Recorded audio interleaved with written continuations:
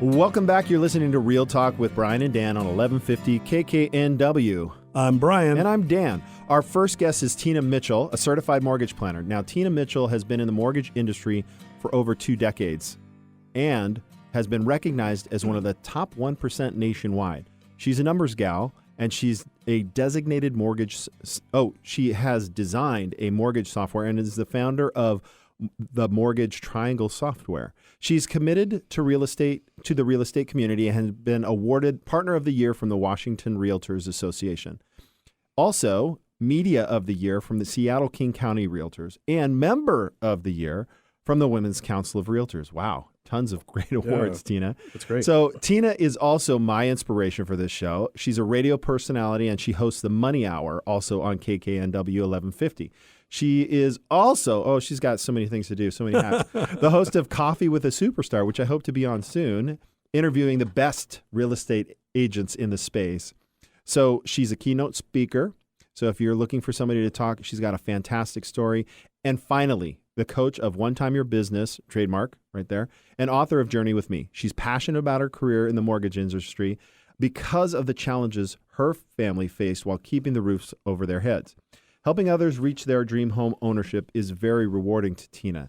She is also volunteers her time with the homeless community and sharing her message from tragedy to triumph. Tina's personal motto is live your dream now. Welcome to our show, Tina. Thank you so much. And this is so different being on the other end of the mic. We talked before we started the show about I like your studio better. I like your mics better. And good thing you had my mic shut off because I wanted to chime in there with your little chat going on. But yeah, thanks for having me in. This is so much fun. This is cool. You get to be grilled. Yes. So, what do you want to talk about? Well, with all that's going on, do you have time for hobbies and interests? If so, tell us. Tell us about yourself. Yeah, well, Dan pretty much said everything. What I'm most passionate about is really being able to make the time. We all have the same amount of time in the day, but I figured out a way to be able to make more out of the time that I have and do what I'm really passionate about. And that's giving back to my community. And Dan mentioned homeless. My passion really is with transitional housing. So I put together a 12-month program. I get to hang out with them for once a month to go through my workshop with a really powerful topic around tragedy to triumph. I just started my Inspirational Break podcast, which I do in the studio, on a studio down from mine after I record my show on Thursdays. That's really to stay connected. We were asking what you do for fun when you're not working. I've traveled almost every single month this year. Good. I think 2 months out of this year I haven't been out of town. So I have a really balanced. I work really, really hard, and I play and really enjoy hard. My life really hard. So see, and that's the part of the one time we're going to get to because as I read this, as we talk about what you do, you're fully loaded. Nobody would say Tina doesn't have something going on. No. Yet, like you just said, you travel, you find time to play, and that's awesome. So this is a show about real estate. Not money, but although we will talk about money. Yeah, we'll talk money. We will. But what I want to do is I want to hear a fond memory of you growing up in the home you grew up in. Wow. And it was from tragedy to triumph, right? So I know some of that story, but there's still some fond memories, right? Oh, there's really fond memories. I'm, that's a long answer. There was a lot of tragedies with my dad's addictions. He was an alcoholic and, we didn't have any money. We played violent Pike Place Market to help pay the bills. But there was so much love in the family. My dad loved me so much. I was daddy's little girl. Nobody could break the bond that we had. My mom did a really great job of keeping the stress between the two of them. And I really didn't understand the dynamics of what he was going through. I was too young. I just knew that he was a heck of a lot of fun because that's what alcohol did to him. So unlike traditionally, you would think an alcoholic is, possibly abusive. And my dad was he was a heck of a lot of fun. And there was a lot of laughter. We used to scream and dance as loud as we could to ABBA, Dancing Queen, money, money, money. It's so funny. And, Dancing Queen. Yeah. So those are my best memories. And that's what helped me triumph in a tragic situation with competing with my violin and Girl Scout cookies and all the amazing things that I did as a child. But when things shifted and my dad tried taking his life, I went down right with him. And so from 12 years old all the way up until a young adult, my life was filled with one tragedy after another. And so I'm happy to be alive. I'm happy to be to make it through that time. My high school sweetheart went to prison for 5 years. He died of a drug overdose. I lost our daughter, Amber. Oh, no. It was just one thing after another. But the tragedy, what my message is, and I'm so passionate about sharing it, is I don't feel blessed for the tragedies that I've gone through, but I feel blessed that I realized what the tragedies gave me, and that was to learn how to triumph, because if not for those, I would not be the woman that I am today. Yeah. All of the struggles. And my coaching program is the same but different. It's about business. I can help you turn your stress into success. So the bigger stress that you have, the more you're going to want to fight for that life or for that business that you want. And so yeah, that's my favorite memory. My dad. Yeah. Your dad. And dancing and screaming to ABBA. To ABBA. I love it. Now, That's great. ABBA or ABBA? I call it ABBA, Tomato, but ABBA, tomato. ABBA, tomato, tomato, yeah. Okay, so I'm going to shift. Queen, young and sweet. I'm going to shift gears and go off script a little bit because I want to, as we know, Tina is mortgage professional. So Yes. give us a brief mortgage moment. What's going on in the market right now? Oh my God, interest rates are unbelievable. There's multiple cost structures. I've got to disclose like I was going to disclose on my own show, but not quoting interest rates. It's just hypothetical. But I think most importantly is that you look at all the options as far as the loan options that are available for you. You look at the different interest rates, look at paying a couple points all the way to a no closing cost loan, because you can get any rate you want. It just depends on what you want to pay and you don't want to pay. And then you look at the numbers of how long it's going to take to recover that money. But with a standard cost structure, you can get at 3.75%. So for anybody that's looking at purchasing a property, maybe you were on the fence for whatever reason, you couldn't find the home that you wanted, act now, get back out there, get connected with Dan and Brian, and find that home, because now your buying potential has gone up about $30,000 to $40,000. So what you could have bought will now buy you $30,000 to $40,000 more. Right. Yep. Woo woo! That's great news. It's awesome news. Such awesome news. Yeah. So a minute ago, we touched on the coaching. Why did you start coaching? Tell us about that. Well, talking about childhood, because I think we learn so much from our childhood. But my mom, she was amazing. She loved me as well, just like my dad. And she taught me the importance to have a dream and gave me the confidence to realize I could reach any dream that I wanted to. But my mom, I also learned from a very young age that time was limited. She was stressed out about time. She was stressed out trying to be almost a single parent, because my dad wasn't contributing like he should be as an adult. He was contributing as a friend to me, but couldn't hold down a job. And so all the dynamics that was happening there. And we were competing. I started playing the violin when I was 5 years old, and I competed my whole life. And my mom was always rushing me around things for that. So I just remember that we ran everywhere. My mom would drag my little sister and me behind her, and she would always say, "Girls, keep up. We're going to be late." And even after all of that stress, we were never on time for anything. Now, that's a whole nother conversation, because I believe the conversation you have with yourself, if you tell yourself you're not going to be late, you're not going to be late, you are going to be late. Because the brain doesn't understand the words. It only understands the emotion behind those words. So my mom was probably saying, "I'm not going to be late, I'm not going to be late." And so we were late. So I think subconsciously, because I was too young at the time to realize what anything, time meant, but I think subconsciously that pain was so that was so deep for me that I decided I needed to find a better way. And so from a very young age, I was very strategic with how I used my time. And so I think it just naturally built up over that. So time management I would not say that it's an easy thing for me to do, because I've had to go through a lot of trials to figure it out. Yeah. And so it wasn't like I have this magic of time management. I just had a big, huge pain. We've heard before, you're driven by your why or the pain behind. Right. And the bigger it is, the more it drives you. So that it just naturally was something I was always thinking about. And then it became conscious as I became older and got into business and thought, wow, I got a lot to get done. I got to figure out how to do this a better way. Now, your coaching is called One-Time Your Business. It is. I know what one-timing is, but what's the definition by you of one-timing? Of course. One-timing is to do something once, so you can consider it a one and done. If you're not doing that, you're duplicating your efforts and wasting valuable time. So there's a reason the terms part of the rat race, constantly putting out fires, spinning in the hamster wheel. It's because people are continuing to do the same thing over and over and over again, and it's not working.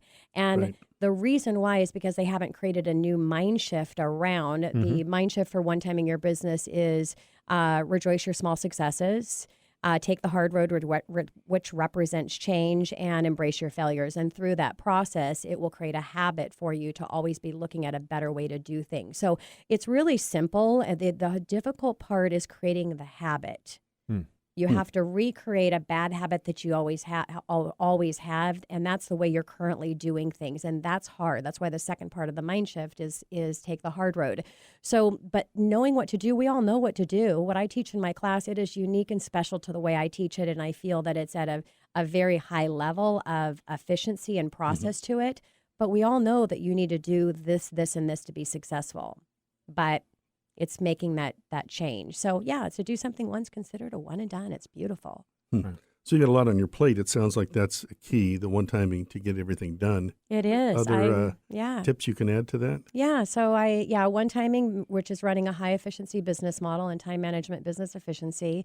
The second thing is time blocking. People say they can't do it, especially in the real estate space. You can't time block. Yes, you can, and it's critically important that you do. You'll never take control of your time unless you time block. So I know what I'm going to do every second of the day.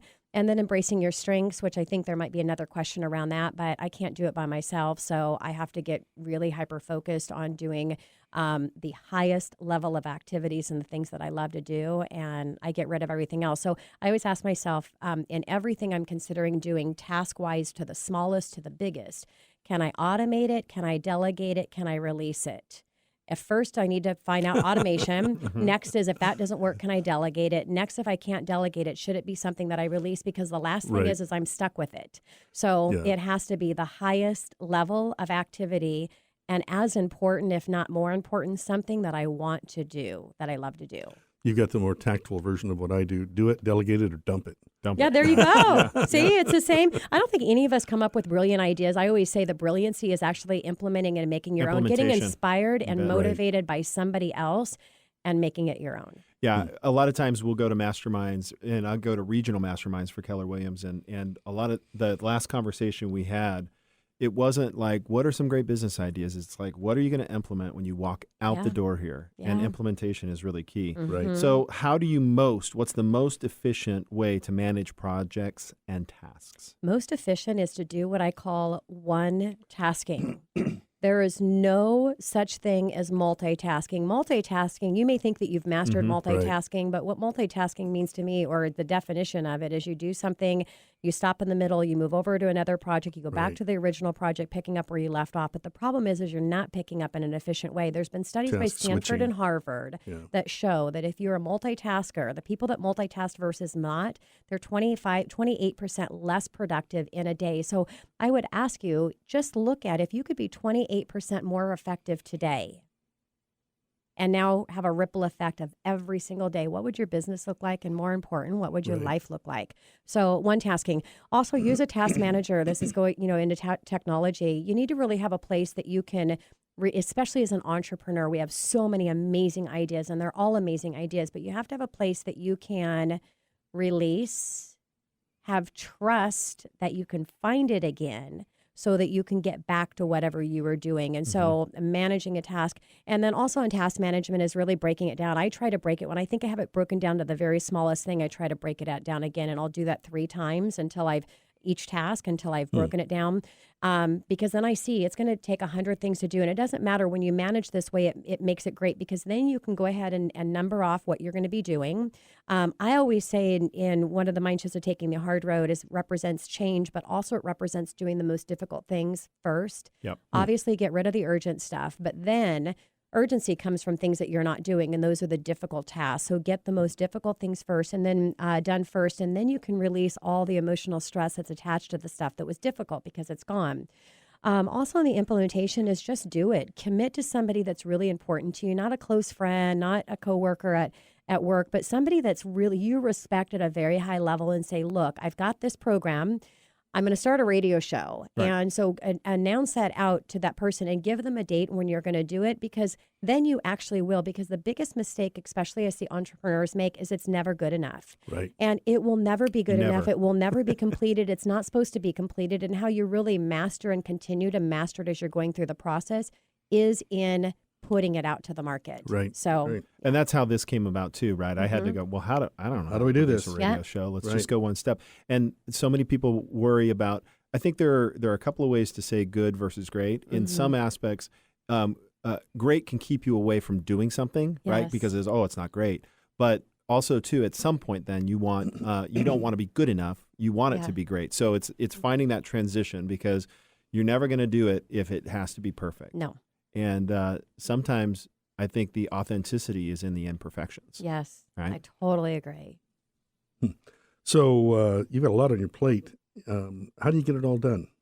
I mean, you have a team behind you, is what I understand. I do, yes. So you're delegating. Tell us about your team. Yeah, so I'm one of my topics that we go over in my 8-week course in week 6 is embracing your strengths. And my mom taught me this. I just thought she was really brilliant on, brilliancy for me and what worked for me. But I read some study. Marcus Buckingham did this thing with Oprah. They had a 35, I can't remember how many hours it was, but it's all about doing the things that you're great at and hiring out the rest. And I failed at a lot of stuff. I was really bad in school, and it was a nightmare. And if my mom had not done what she did, I wouldn't be here for that reason either. What she did is I was really great at a very couple things. She put all of her focus on the areas that I excelled, and everything that she did was in those areas where my passions, where my strengths were at. Mm-hmm. And she just pulled pieces out of that to help me just kind of get by in the areas that I wasn't doing well. Whereas our schools, and they're always focusing and put all your attention in where people are failing. The reality is, and what Marcus Buckingham wrote, the Strength Finder. Okay. What he talks about, and it's so true, and I am proof of this. It's just like your personality or your love language. You are the person you are. Your strengths are your strengths. Mm-hmm. And so if you have a limited amount of time, you can either focus on mastering your strengths, or you can waste valuable time trying to just get a little bit better on your weaknesses. Now, somebody listening might be going, well, Tina, that's not right, because I would have never done this and I would have never been an area of strength. You have to be really careful, because there's some things that you're afraid of doing that you're really strong at. An example for me, I was in speech therapy all through all through elementary school, and I can tell. Very challenged reader. Yeah. Well, if you saw some of the things, if I like strategic, I just had to say the word 100 times to get it to come out. So I have a hard time with my my F's, P's, R's, and S's. And it was a real challenge. I was a challenged reader. And so whenever I presented, I failed like really bad. And I thought that one of my weaknesses was actually presenting in front of a group of people. Well, come to find out, it wasn't. My strength is presenting. My weakness was words. So sometimes you have to bring areas of weakness into areas of your strength. So you have to be careful in being able to recognize, where those areas are at. But so to answer your question in a long way, Brian, yes, I have an amazing team that handle, everything behind the scenes, anything that I don't want to do. And I just show up every morning doing the things that I love. Yeah. Awesome. Yeah. Interesting. So based on having that team, that allows you to kind of focus in on what your main task is, and that's lead generation. It's new connecting. business. It's connecting and building relationships. So do you teach a course on this? I do. My One-Time Your Business course? Oh, no, the course on lead generation. Oh, well, it's part of my One-Time Your Business. So in week Sorry. 1, I go through touch points, and I give all my game changer marketing ideas So what's away. the biggest tip to gain more business? The biggest tip is get connected, and in getting connected, be very strategic in who you want to connect with. A lot of industry miss the B2B opportunity. For me as a mortgage professional, Dan, you're my B2B. It's a real estate agent. Yep. Real estate agents majority focus B2C. I think B2C is icing on the cake or gravy on the mashed potatoes. But for there are always another business professional, and the reason why is because they're doing business today. They can support you today, and they need you today. So be very strategic. Find out who that best partner is, and then find out that they're actually doing business in the market, because you don't want to target people that aren't doing anything. That's a waste of time. Yeah. So be really strategic in that process, and then one-time the process by getting a group of people together. So I do a lot of fun stuff. I do happy hour. I do my power. I rotate between value, education, and fun. My radio shows was inspired by this. My coaching program was inspired by getting connected.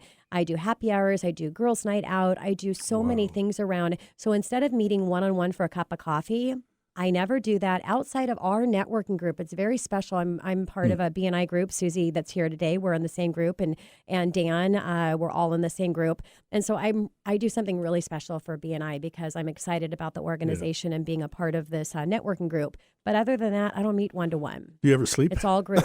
I do 6 hours, and I believe you So you only time need 6 block it. There hours you if go. you go to bed at the right time. Yeah, I'm in bed by that's midnight, funny. and it's not because I work till midnight, Yeah. but I do visualization. that's funny. I puzzle a lot. I love to do grown-up color books. There's yeah, the I'm hobbies. 51 Now years we're old. hearing I'm it. getting Grown-up old. color books. That's great. Grown-up color books. Back to the hobbies. Yeah. So tell our listeners how to contact you.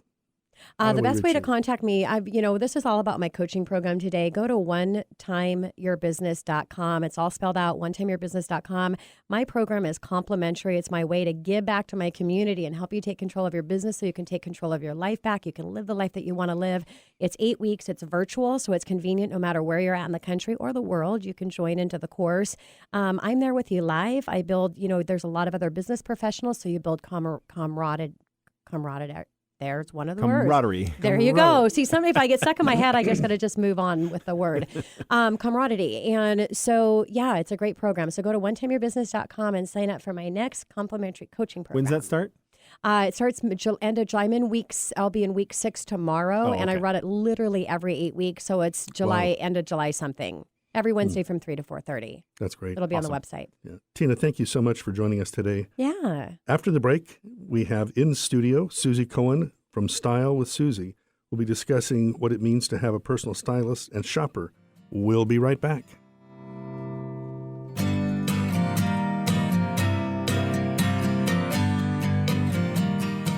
Did you know when you pay rent, you're actually paying someone else's mortgage? Are you tired of missing out on owning your own home? Fact: homeowners on average have 40 times the financial net worth of renters. The Eastside Real Estate Team has been helping many first-time home buyers find and buy their first home. They specialize in customer service and put you first. They listen first to what you're looking for, and then they take the time to make sure their clients understand every aspect of the home buying process. If owning a home has been your dream, the Eastside Real Estate Team can help you. For a free, no-hassle consultation, call 425-200-4093 or find them online at the EastsideRealEstateTeam.com, a subsidiary of Keller Williams Realty in Bellevue.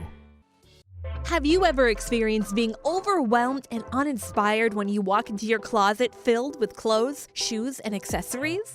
Although you are surrounded by so much stuff, you still feel you have nothing to wear and can't create a fabulous outfit? All this closet clutter can lead to mind clutter. This is not a great way to start your day. Susie Cohen with Style with Susie can help you feel inspired again with a closet edit. The two of us will work together to create a curated wardrobe that will work for your lifestyle. We will go through piece by piece and decide what works, what can be reinvented, and what we need to get rid of. I will provide that second eye and give you the tools to shop smarter and find outfits that you never knew you had. My commitment is that you feel great so you can go out into the world and be your best self. Your closet is your playground, so let's have some fun. Are you tired of waking up in the morning asking yourself if there will ever be enough time to get everything done? Are you tired of feeling stressed and overwhelmed in your business? Are you tired of not living the life you want to live? Then act now. Join Tina Mitchell at her next complimentary One-Time Your Business 8-week burn. It's a live virtual online course to take your time management, business efficiency, and lead generation to the highest level possible. Tina Mitchell here, your time management and business efficiency coach. I help business professionals take control of their business so they can take their life back. Go to OneTimeYourBusiness.com and join me for a powerful 8 weeks for my complimentary course. Again, that's OneTimeYourBusiness.com. Be sure to support the sponsors of your favorite